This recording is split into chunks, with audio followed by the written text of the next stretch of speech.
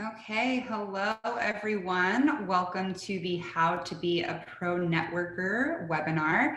I see that people are just sort of trickling in right now, so I'm going to give it a few minutes before we formally get started. But as we're waiting, why don't you go ahead and open up your chat? And if you'll make sure that it says to all panelists and attendees, I would love to hear where folks are joining us from today. So go ahead, open your chat, make sure it says to all panelists and attendees so that everyone can see what you say, and let us know where you're joining us from today. We love that these are nationwide conversations and get excited to be able to see people from all across the US. All right, it looks like we've got California, Texas, Kansas, Chicago, Michigan, more Colorado. I will be in Colorado by the end of the week. Beautiful country, state that it is. I really love it there. New York City, Des Moines, Iowa, Philly.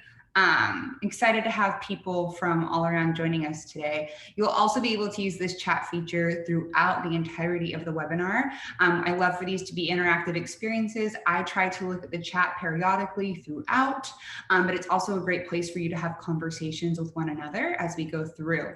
So again, I'm just going to give it about one more minute. For those of you who entered the webinar while I was still explaining instructions, what we're just having people do right now is open up the chat and go to the to line, make sure it says to all panelists and attendees, and then let us know where you're joining us from. So the most recent person is Susan Sitton, joining us from Chicago. Again, if you've just recently joined, let us know where you're joining us from.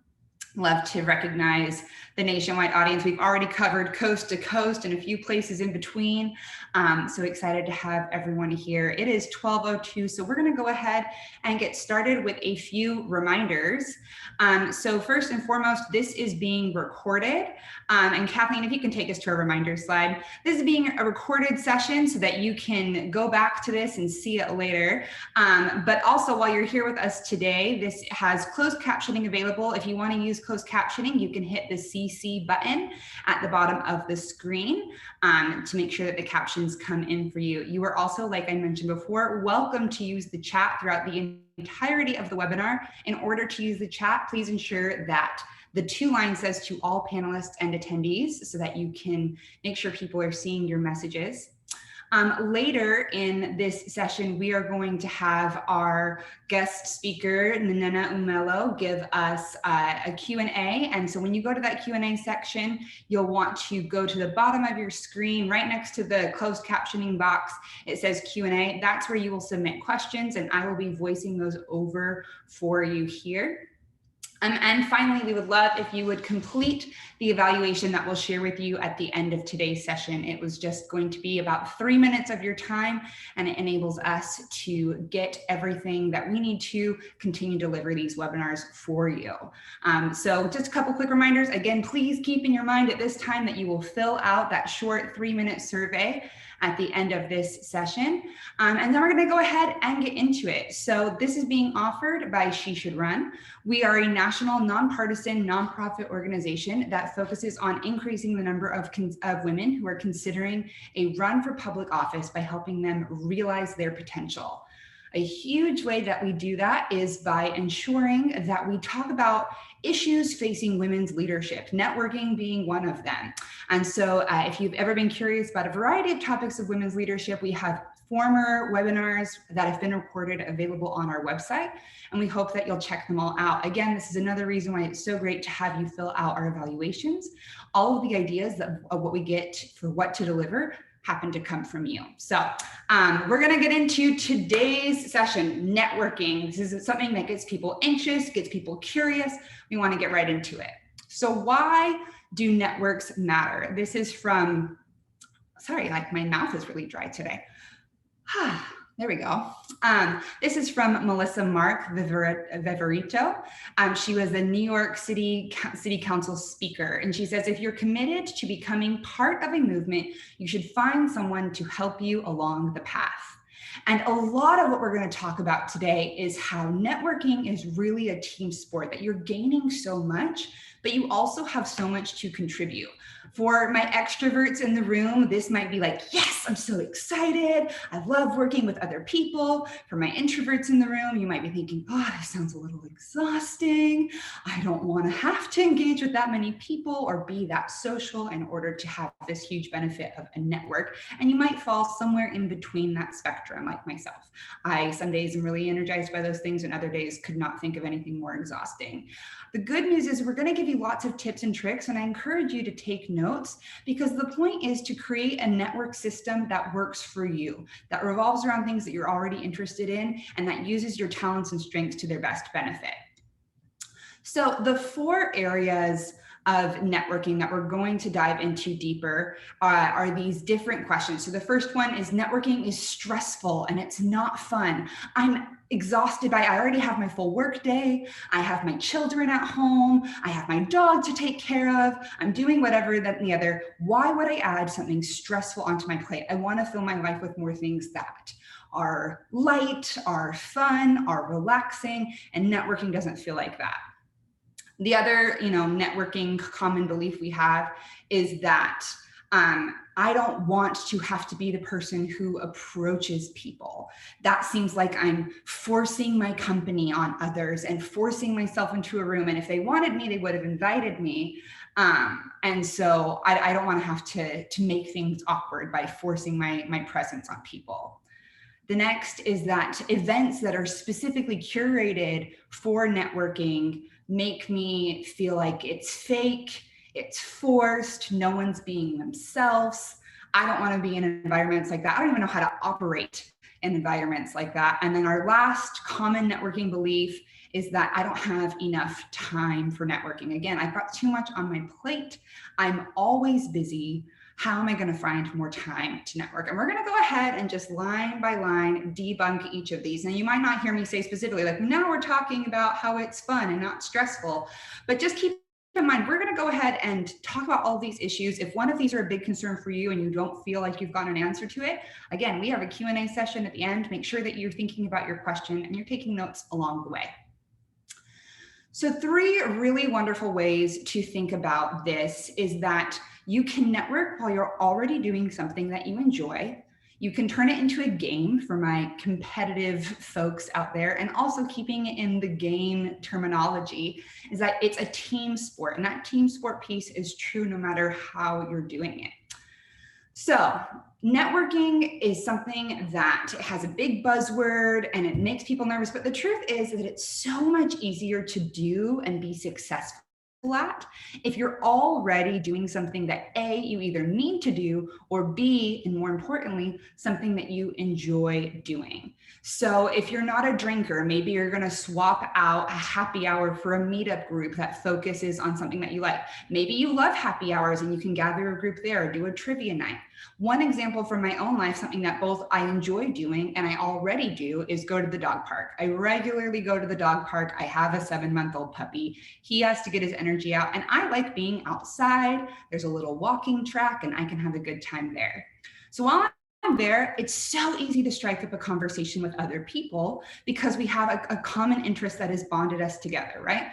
They have a dog, I have a dog. If they don't have a dog, they certainly like dogs, and I can tell them about mine. It's not forcing my company on anyone because they came for a very similar purpose, probably has interesting things to share with me that I might not have already known, and I can share things with them. It's a great way to shop, to do pet supplies, talking about, is this normal what my dog's doing? And then you can start to segue the conversation to a variety of other things. I think a lot about if I were to run for office in my local area, the dog park is one of the first places I would go and tell people about it. I would get to talk about the same issues that we are already talking about. We talk about safety, we talk about opportunities for families, we talk about green spaces. These are things that I could easily segue into a conversation about running for office because I'm already having them. And you think these things happen all over the place, but we're not often thinking about them as networking situations. We're often also there to build relationships or further relationships with people that we already know. And this is what gets into that team sport piece. I might not know a ton of people. My web might be really small. but every single person I do know has other connections. So if I'm looking to advance my career, or if I'm looking to build a new skill, or if I'm looking to run for office, I can start to share that with the people who are closest in my life. And I can start to ask questions.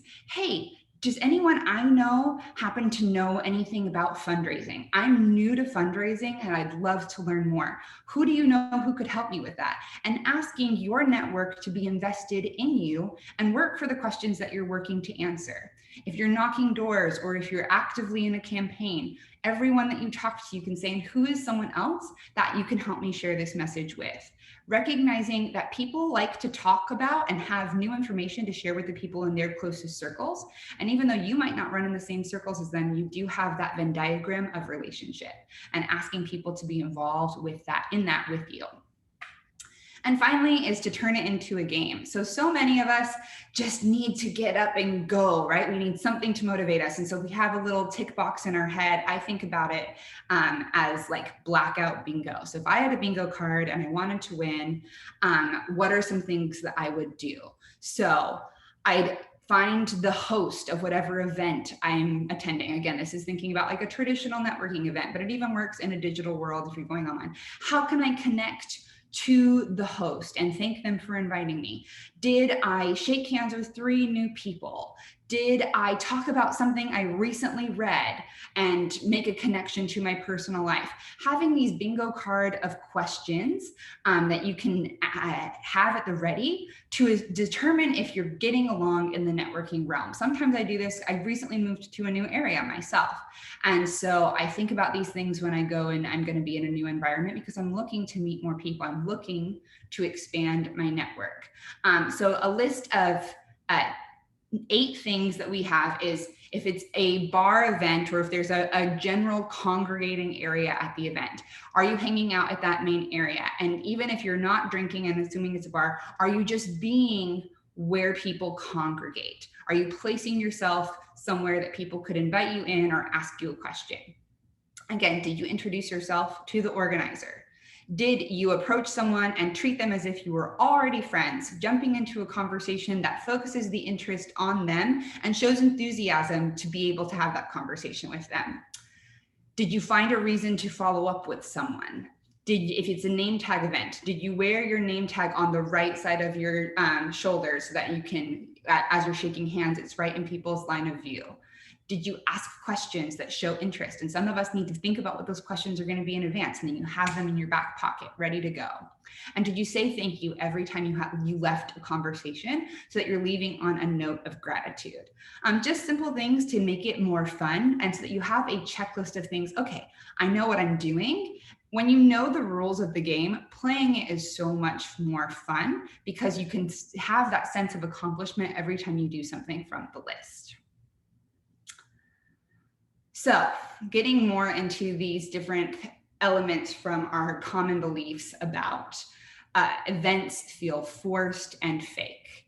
And a lot of times when people think about that, they're thinking about going to a traditional networking event and assuming that cocktails and shaking hands and business casual outfits are the only way to build new networks, when there's actually a whole host of ways to get involved in your community, to meet new people, and to make connections that are focused on growth and prosperity for yourself and for them. So a huge one is to volunteer in your community. Are there different community groups? Are they cleaning up community gardens? Are they volunteering at schools? Is it being involved in a sports league? Is it making sure that there are staff people at a free group therapy sessions, people who stock up the snacks and the drinks? Is there ways for you to be involved with that?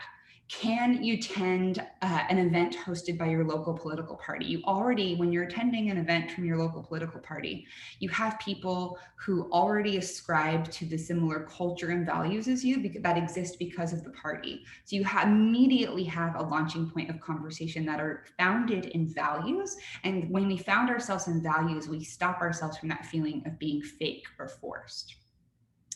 Again, in this idea of community involvement, you have both attending a board or commission meeting or joining a board or commission, being involved in investigating, researching, and making decisions for your community, which in turn forces us to ask questions and engage in our community with curious ways.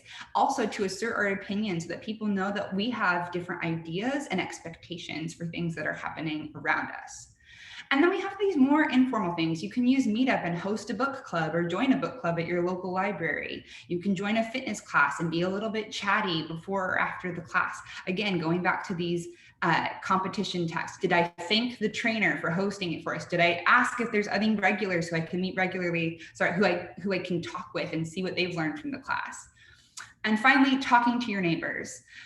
It's really common and sometimes a little daunting, but very common to be able to knock on a neighbor's door, introduce yourself. You have the same trash days. You have the same noisy bar next door. You have the same commuter routes. You have a lot in common with your neighbors, and finding ways to make conversation with them makes your home environment feel like more of a community, and also expands your network and reach for the people who are in your closer circle of contacts.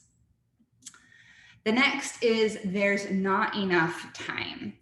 And this is a big one. We live busy lives. We have a lot going on, but the trick is to network where you are.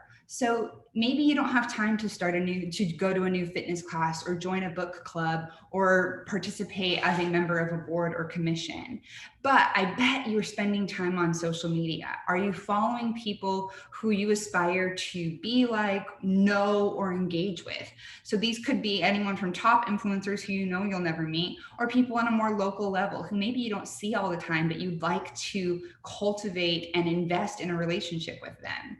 Do you have children, and are you at events with those children? Are you making friends with the other parents? Are you talking to the teachers or coaches or volunteer leaders who are engaging with them? Are you building contacts in the world that you're already living in with your children?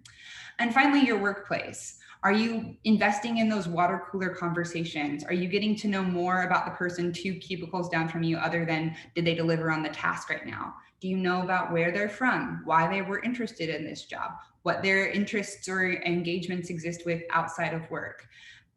Building in time for these small connections build people's interest and connectivity to us, and also help us share our opinions and ideas with others. And it becomes a growing web of people who know you, who want to support you, and who will invest in you now or in the future. And then finally, we're going to talk almost finally, we're going to talk a little bit about virtual networking. So after the pandemic, or during the pandemic, or whatever stage of pandemic we happen to be in, everything has moved online, and we've really had a complete shift in society in a way that makes it that virtual engagements are here to stay. We don't know if they will always look the way they've looked over the past year and a half, but they are a more ingrained part of our experience. So how do we network in a virtual space?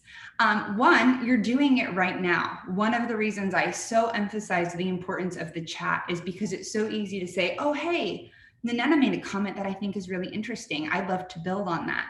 Or, hey, I really love this person's comments that they're putting in this chat. I'm going to ask them for their email address.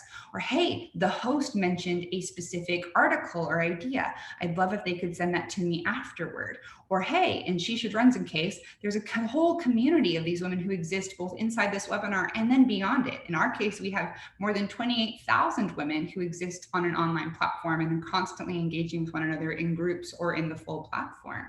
Figuring out ways to introduce yourself, to ask questions, and to build relationships. So we're going to go ahead and actually practice this. You all have access to the chat feature here. I would love for you to go ahead and type in one thing that you already know about networking that really makes it easier for you.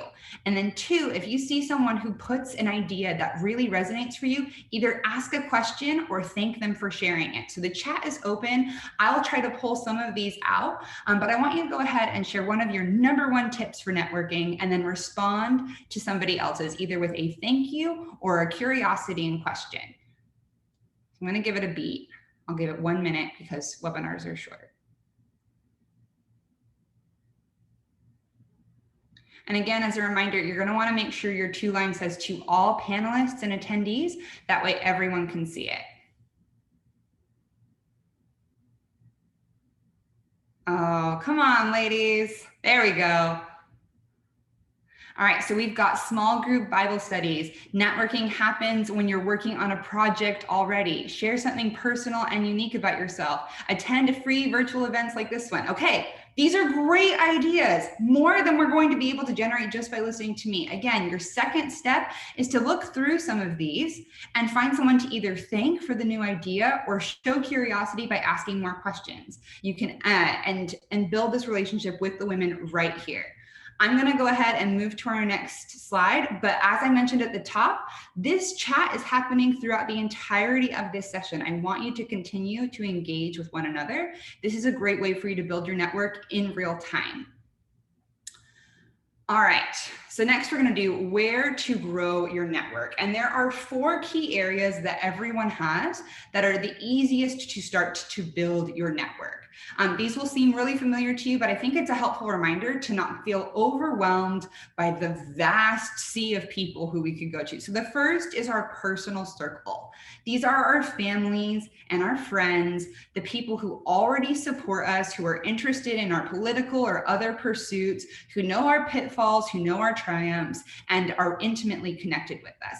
We are intimately connected with them. However, and I'm going to repeat this through every single one of these suggestions, they have contexts outside of mine.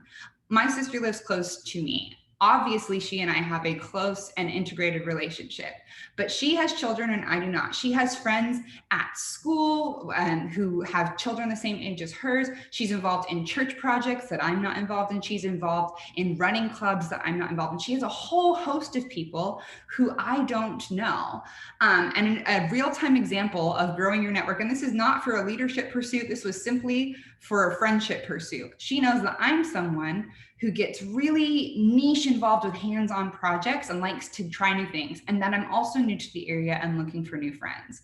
Another woman who she met was also looking for new friends and really wanted to try a jewelry making class. So she introduced the two of us because she figured there would be intersection between our interests, and now she and I will be taking a jewelry class together and have been able to text and get to know one another. I've gained a new friend. She's gained someone to invest in this interest with her, and we're both growing together. It might not seem like something big, but as I continue to grow these relationships and I continue to ask for others to invest in me, this circle continues to widen.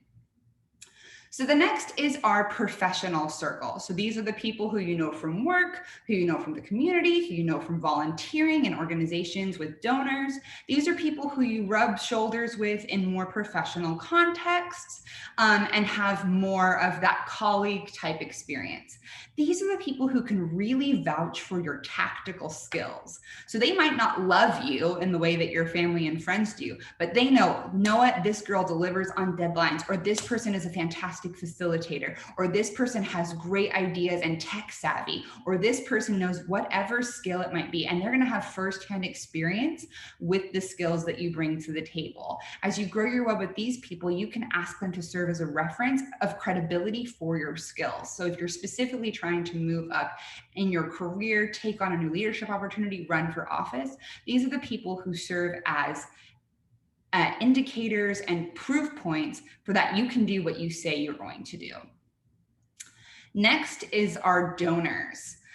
So you can think about this in one of two ways. These are people who can physically contribute money or who can contribute other types of investment into what you're doing. So She Should Run is obviously working on helping women consider a run for office. And the number one fear that we get when we hear from all of you is, oh my gosh, I don't want to fundraise. I don't want to ask for money. That seems so scary.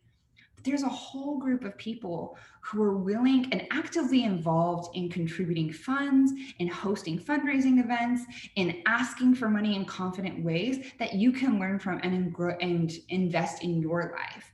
the way to find out who these people are is ask conversations. One of the questions I ask some of my friends, going back to that personal circle, is what are organizations that you donate to regularly? Have you donated to anyone recently in the past 6 months? Or anytime some sort of issue happens in society, I ask if they're donating to causes, and if so, which ones?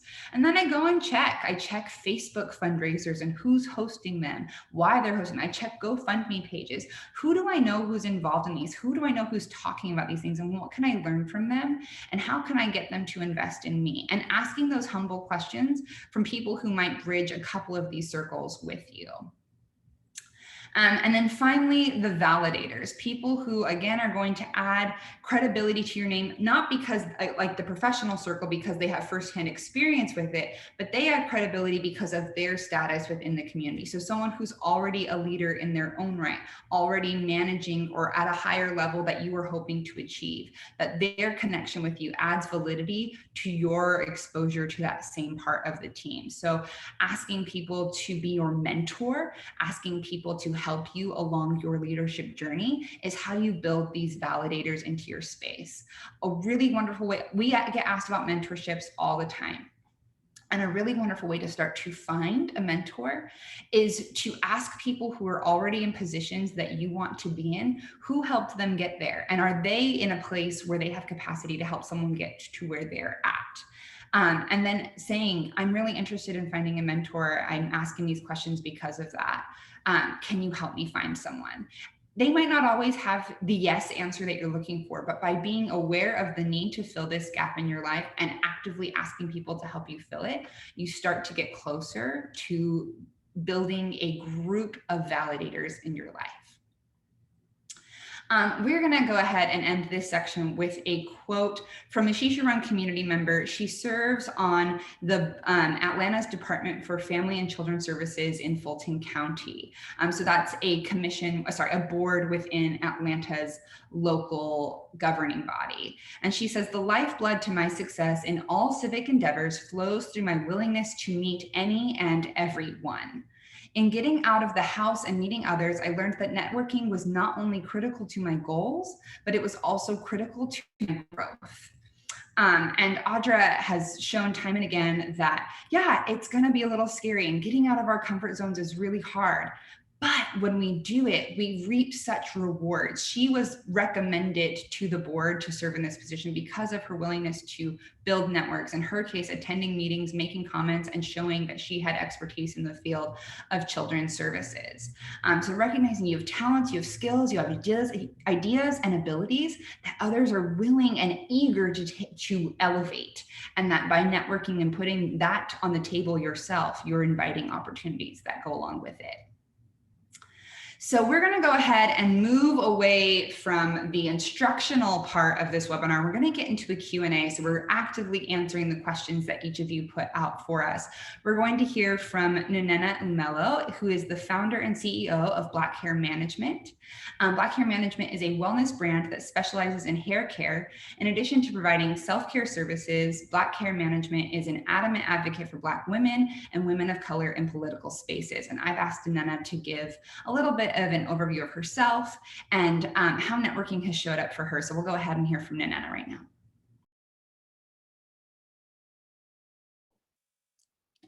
Hello, everyone. I am so excited to be here. Thank you for that wonderful introduction. Again, my name is Nenena Umelo. I am the founder and CEO of Black Hair Management. In addition to that, I'm also a LinkedIn strategist. So why am I here? What does this impact founder have to offer you? Well, I am so glad that you asked. A part of being an entrepreneur, an impact founder, and running and being active in the startup space is networking. I actually built my career on networking. So BHM, Black Hair Management, is actually my second business. The way I started my first business was actually through the active work of reaching out to people. So I am a millennial entrepreneur, and the way I built relationships in building my first business provided me the foundation of networking in my own way that made it unique and comfortable for me, but put me in a position to grow my business, my first business, my second business, and any other endeavor I have to moving forward. And the reason why I specify that I'm a millennial entrepreneur is because apparently, I did not know this before I started my businesses, but apparently the way I go about building relationships is very different from how the old guard used to build their relationships when it came to networking. And I've been able to systemize that, create a method around that to grow every endeavor that I've been in. So I apply those skill sets to LinkedIn as well, and I offer trade services as a LinkedIn strategist. So that's where I'm coming from. That's my expertise. That's a bit of my background, and I'm really excited to talk to you more about networking and how to break the ice. All right, so we're going to take advantage of your expertise right off the bat, because if anyone online here with us today is like me, things like LinkedIn and other social media tools are so overwhelming. I don't always know how to use them as the best tool. What recommendations do you have to use tools like LinkedIn to broaden my network and to promote myself to other networks that I don't currently belong to? Excellent. So a lot of people see LinkedIn as a landing page for your resume, and it's that, but so much more. There's so much wealth, opportunity, resources on LinkedIn that people just overlook because they feel like LinkedIn is this place where really serious business goes on and there's like black tie and suits everywhere. Y'all, that's the LinkedIn of like 2000. It's not like that anymore. It's 2021. In 6 months, it'll be 2022. LinkedIn is a place of a vibrant community. There is a set of professionalism there because you literally know where everybody works because it's LinkedIn, right? So there's a level of transparency there that I really appreciate. There's a level of professionalism there because you can literally report people to their job and their job can see their comments because it's LinkedIn. At the same time, when you get involved in LinkedIn and when you're able to find your community, there's so many people on there who want to help you, who want to be more involved, and who want to expand their network as well because it's LinkedIn and it's an online community and space to really build intentionally and grow and move forward. And you can find opportunities that you literally did not know existed because you can connect with people in different sectors, in different parts of the world, in different languages, et cetera, et cetera. Awesome. So do you recommend like reaching out to someone on a message, or like, are there different, like, I'm going to ask you the more specifics of it. Yeah. Okay. So when it comes to reaching out to people specifically, first, do a little inventory check of where you're starting and what you have to offer and what you need, right? Because before you start reaching out to people, you need to know like what you're asking for, right? Otherwise, it's going to be a little bit random. So once you figure out like where you're coming from, what you need, what you have to offer, then try to find people in different verticals who have that experience. So for example, if you know you want to transition to operations, or you're trying to get into the mayor's office, like the organization of the mayor's office in an operations type of capacity, you can find people who either have a similar vertical or work in a similar area, or may have both, who work in operations in the mayor's office, et cetera, and see if you can spark up a conversation with them. Maybe you guys volunteer at the same place. Maybe you guys have children. Maybe you guys went to the same university. Maybe you guys volunteer at the same organization. Maybe you guys were part of the same sorority. Try to find some type of overlap that makes it less awkward to start a conversation. Now, if there is absolutely nothing that ties you two together, like you're not part of the same book club, you guys don't have dogs, no kids, she grew up in Pakistan and you grew up in India, you know what I mean? If there's nothing connecting you guys, it's still okay to reach out and do like a cold outreach because it is LinkedIn. It's designed to meet new people. Obviously, it's easier if you have a warm introduction. Awesome. Thank you. So, our next question is, how do you feel about traditional networking opportunities, member clubs, leagues, commerces? I don't feel in place during these events with them. I prefer more organic, personal interactions. Is it remiss for me to choose not to use those traditional groups because I feel they aren't representative of my constituency? So, first of all, to answer your first question, I love traditional networking events, but my love for them varies depending on how they're set up, right? I'm an extrovert. I don't mind going into new situations and just seeing what's up. And especially when I was growing my first business, I couldn't really pick and choose the type of networking events I went to. Like, of course I can, but I need to grow my business. In order to grow my business, I need to grow my network. So going to different networking events literally helps me meet different people. And then from there, I can decide what type of events are more my speed. So if you are at the beginning of your candidacy and you are literally just trying to reach more people and try to get different perspectives and try to understand where people are coming from, then I believe it's to your best interest to try to get into those circles and use that as a practice for you, because you need to learn how to defend yourself and how to explain the value you have to offer to a whole bunch of different people. And people from different circles are going to be asking you questions in a different way. It might be the same question, mind you, but they're going to be asking it to you in a different way. And it's going to be great practice for you to be able to code switch and figure out how to explain your value proposition in 10 different ways, because that's what's going to happen when you're running for office, right? So it's to your benefit to try to expose yourself to different types of people. Now, when it comes to your level of comfort and representing your constituency, of course, you want to have a super solid relationship and a clear line of communication with the people that you will actually be representing. So of course, you're going to have a favor those type of events that bring you closer to your constituency. At the same time, keep in mind that oftentimes you're going to have to be working with people who may not necessarily represent your constituency, but who may have resources and value to help you support your people better. So overall, I encourage you to go to those traditional networking events because it's great practice. And the more you do them, the better you will get at them. I assure you, I have plenty of stories of me physically growing, literally growing in real time by going into networking events, being put in an unfortunate situation, and then talking my way out of it. The more practice you get in putting yourself in those situations, the better you will be at representing yourself, I assure you. Excellent. So our next question is, I was in an office for 6 years and it's still hard to move the friendship networking to a political conversation, much less fundraising.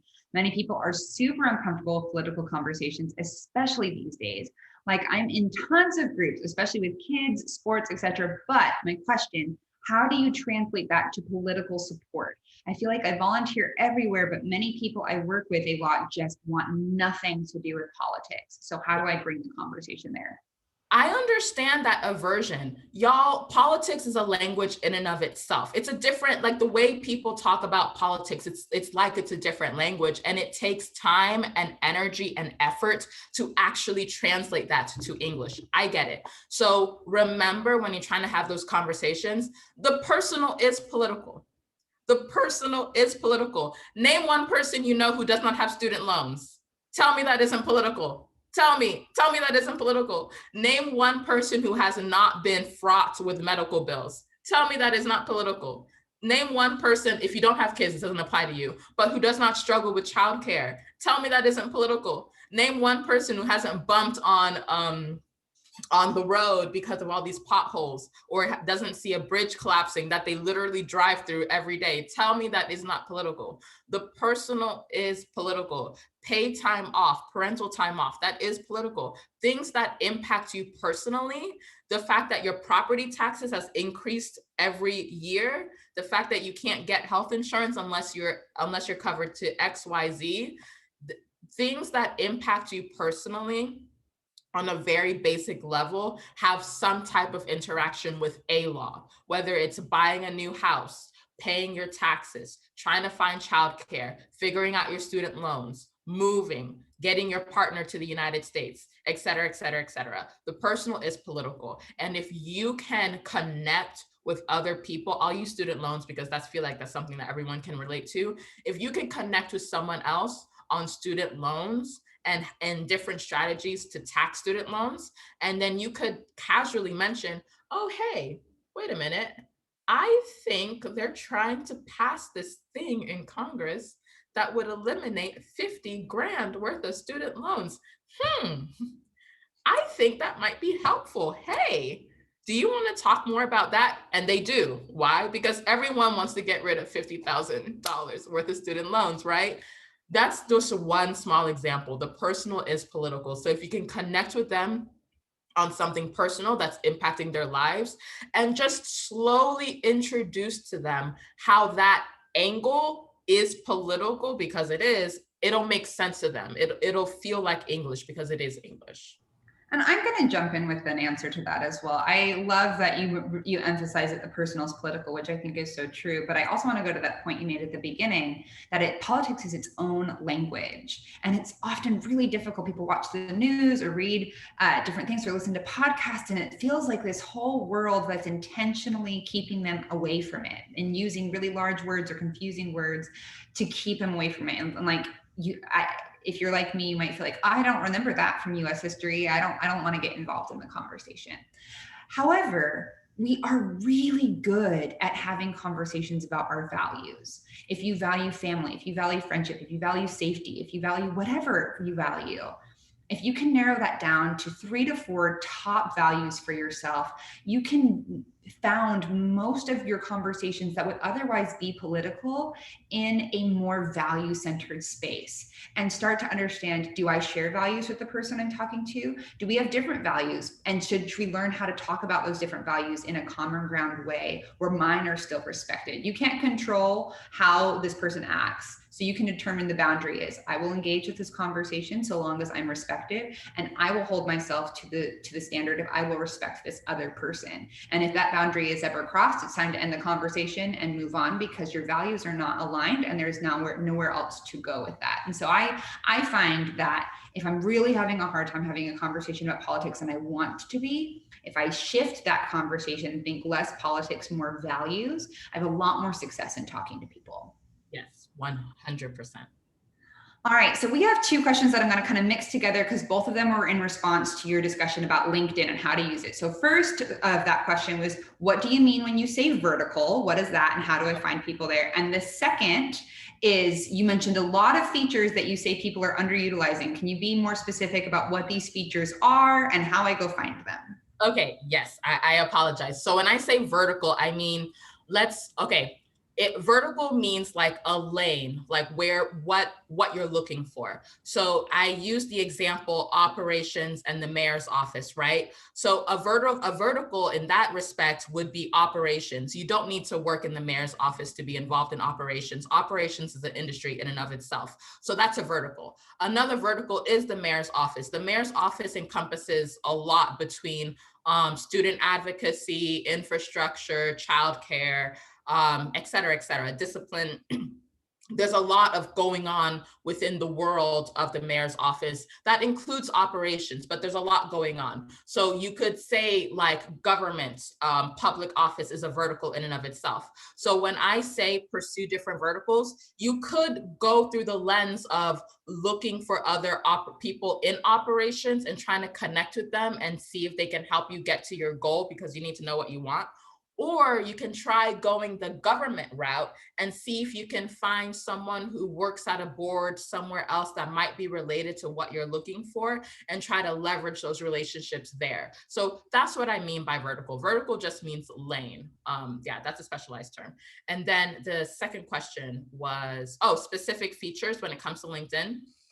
Okay, so of course we all know that like you can put your experiences and where you worked and all of that.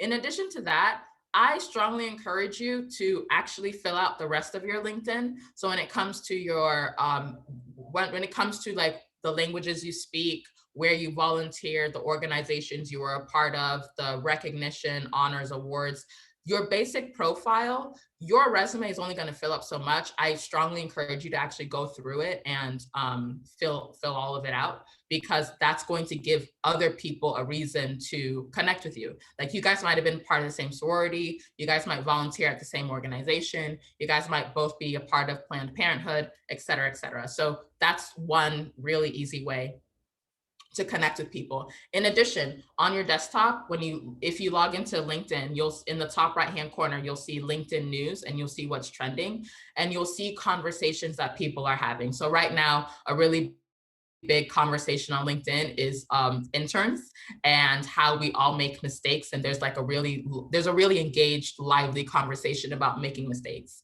And you can see who's having those type of conversations. What are they saying about them? What articles are going on around that? And see if you can make a relationship around that. Now, to go to the more political, because the personal is political. So to go to a more traditionally political aspect, a few weeks ago, there was a huge conversation around childcare and the lack thereof, because as people are moving back to the workforce, there's a lag of women going back into the workforce because of childcare.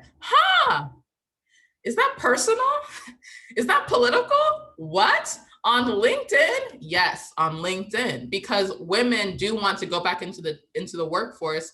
But if you have kids and your kids are at home, are you just gonna leave them? And if you do, hey, that's your business. But like, what are you gonna do, right? So there was a huge conversation around childcare and the lack of opportunity and access for working mothers. And that conversation was being played out on LinkedIn. You can look at the trending topics on LinkedIn, see what intersects with your values. There was also a huge conversation on student loans, which I'm particularly interested in, and see which of those conversations interact with your values, see what people are saying, kind of get a pulse check, and then engage with those individuals and see how you can build a relationship from there.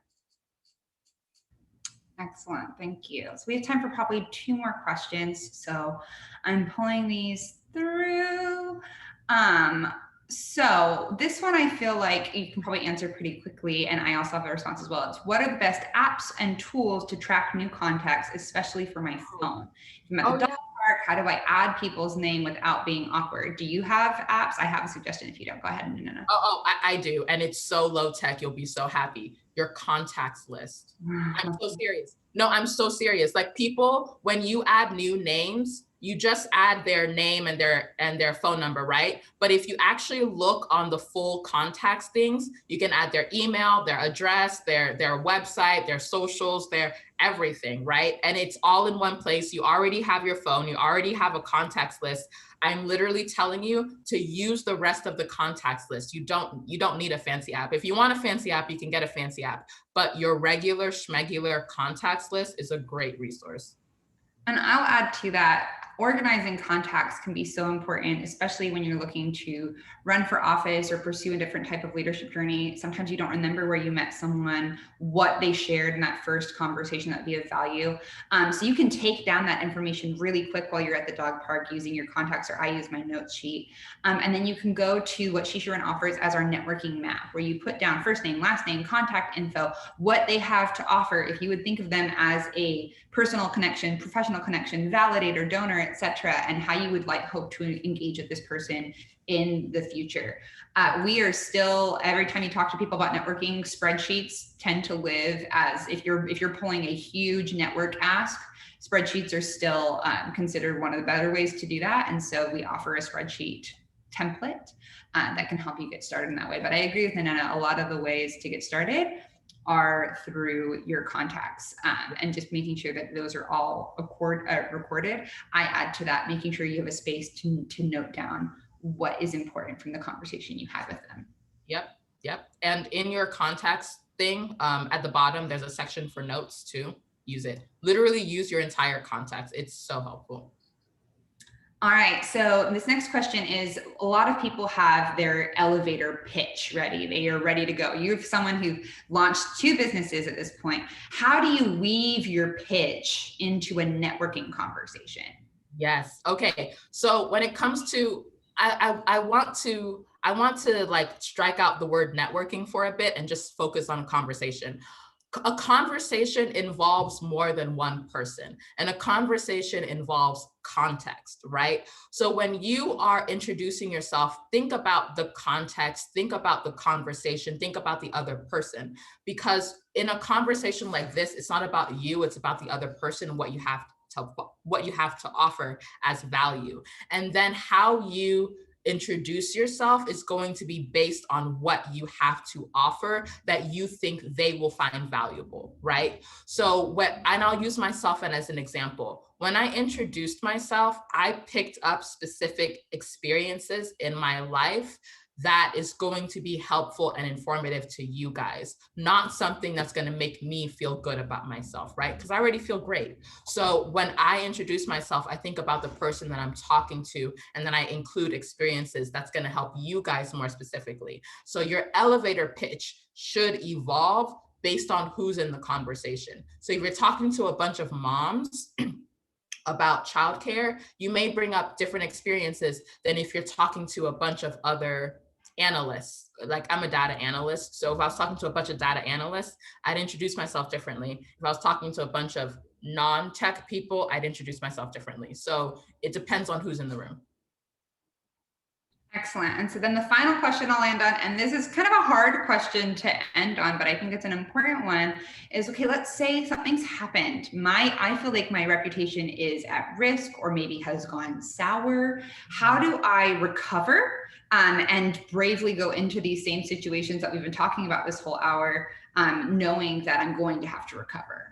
Yes. Okay. So if you know that your reputation is at risk or has been damaged in some way, first of all, figure out like where that's coming from. So if you feel like you've been misrepresented or slandered or et cetera, where is this coming from? What do people believe? And notice when this is human nature, by the way, when you don't know something, you tend to lean on fear, and that fear exasperates the situation because the unknown oftentimes leads to fear, right? Because when you don't know something, you get scared. So when it comes to that situation, that crisis, where did that crisis come from? Where is that fear coming from? People might be making assumptions about you based on information that they think they know or that they don't know, and they're letting they're turning to the worst possible outcome, right? Just make sure to check the facts, validate them, and also validate people's fears. So for example, people might be scared that you will cut the budget for public education because your kids go to, I don't know, a private school or something. Like, validate that fear. Like, you might be representing a lot of people who have children at public schools and your children go to private schools, and they might be sincerely concerned that you don't care about their kids or public school education, right? Validate that fear because it's coming from somewhere, because they want their kids to have access to the best education possible. Once you validate their fear, bring your truth into it. When you said X, what you meant was Y. It got misconstrued as this, and I understand why it got misconstrued that way. That's not what I stand for, or that might be what you stand for. You need to stand in that truth as well, and then be sure to try to get them off the edge of the cliff, because fear is what drives them to that edge, right? So validate their fears, understand where they're coming from, figure out where this bad reputation is coming from, and address those core issues. And then there's going to be people who just don't believe you, don't like you, and those are called trolls. And you need to leave trolls under the bridge. And I wrote an article for She Should Run about that. You need to leave trolls under the bridge, and then everyone else will come with you. I love that. And what a great reminder. Leave the trolls under the bridge and go forward with confident networking. I hope this was helpful for all of you. We also have a lot of other resources available on She Should Run. We have a few more minutes. I'm going to give us a few wrap up items. But before we do that, I would love if you can remember back to the beginning of the hour when I said, please fill out a 3-minute survey. The link for that is going to be in the chat. And please go ahead and open that now. Take a look, fill it out. This evaluation is how we get the best information about what you are interested in and how we can best serve you. So the link is in the chat right now. Please open that up, fill it out now. It will take no more than 3 minutes. And Kathleen, if we can pull the slides back up, just going to end us on a quick note. Thank you for joining. This is made possible because all of you, all of She Should Run's resources, both in these webinars and outside on our website, are available completely for free. And that's possible because of the investment that you all are making in yourselves and are making in other women around you. So if you made a donation as you registered, we are so grateful for your investment in this work. If you didn't, or if you did and you want to donate more, we are always grateful for that support. You can go to sheshouldrun.org/donate. And again, in addition to financial investments, we are so grateful for your intellectual investments, for caring enough about this work to tell us what you think, to letting us know what would make this more valuable for you. So we hope to encourage you to continue to participate in that. And we do want to make sure that you have every resource available to you. We just had a long conversation about networking. And as I mentioned at the top, She Should Run has an online community of more than 28,000 women. We have various groups about various interests, states, political ideologies, etc. Available to you, so you can connect with women who have similar interests, concerns, and hopes as you do. So I hope that you'll not only join, but sign in today and start to find and make connections with those women. If you have any other questions for us, you can reach out at any time, especially at info@sheshouldrun.org. I do have a final and sad announcement for this group. As the director of programs, this was my last event. I will still be involved with She Should Run in a variety of side projects, and will continue to be in the community and supportive to the wonderful mission and work happening at She Should Run. I will always be a fan. I will always be a supporter. I will always be invested, but we'll be moving on to a new opportunity outside of the organization. So if you would like to connect with me, I will be available in the community. I hope to hear from all of you. And know that She Should Run will move forward with great work, great opportunities, and great futures for all of you who care to be along and part of this journey. I hope you will invest in your curiosity for running for office, and we will see you at our next webinar. Thank you.